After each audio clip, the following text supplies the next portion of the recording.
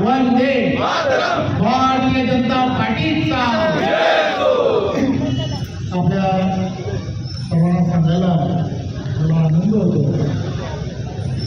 देशाचे पंतप्रधान आदरणीय नरेंद्र मोदीजी यांच्या नेतृत्वामध्ये आणि महाराष्ट्राचे लोकप्रिय असे मुख्यमंत्री आदरणीय देवेंद्रजी याच्या नेतृत्वामध्ये केंद्रामध्ये नरेंद्र मोदीजींच्या नेतृत्वामध्ये एनडीएचं सरकार आहे आणि महाराष्ट्रामध्ये आदरणीय देवेंद्रजी यांच्या नेतृत्वामध्ये महायुतीचं सरकार हे सातत्याने लोकहिताच्या दृष्टिकोनातून वेगवेगळ्या क्षेत्रांमध्ये जे आवश्यक विषय आहेत ते हाताळण्याचा प्रयत्न करतो।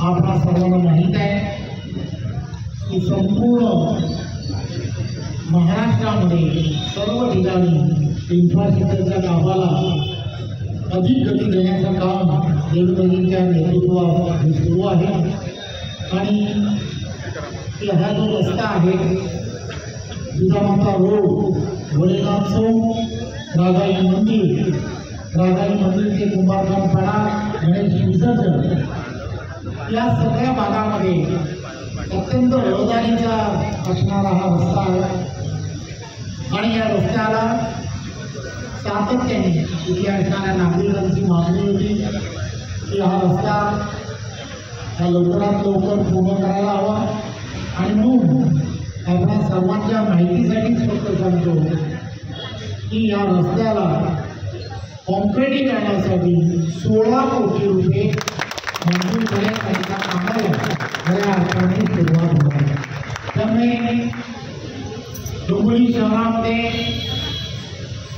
प्रत्येक रस्ता हा कॉन्क्रिटीकरणातून झाला पाहिजे ही सातत्याने महायुती सरकार म्हणून या सगळ्या गोष्टीचा फॉलो या सातत्याने लोकप्रतिनिधी म्हणून आम्ही करत राहिलो। या सगळ्या गोष्टी सातत्याने त्या शहरामध्ये आणि कल्याण डोंबिवली परिसरामध्ये होत आहेत। येणाऱ्या काळामध्ये लवकरच या सगळ्या गोष्टी पूर्णत्वाकडे जातील। आपल्याला सर्वांना माहीत आहे या भागामध्ये असणारी पाण्याची समस्या ही जटिल समस्या होती।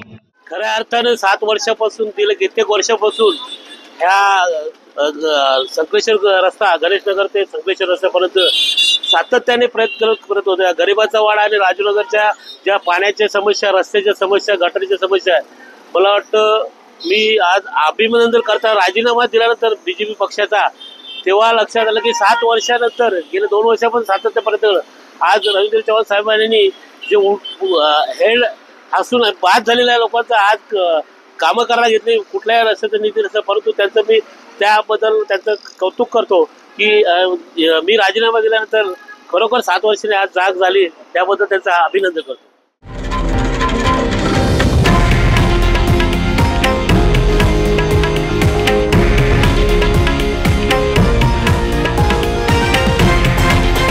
हे आहे देशातील नंबर 1 न्यूज नेटवर्क आणि आपण पाहत आहात TV9 मराठी, एकमेव।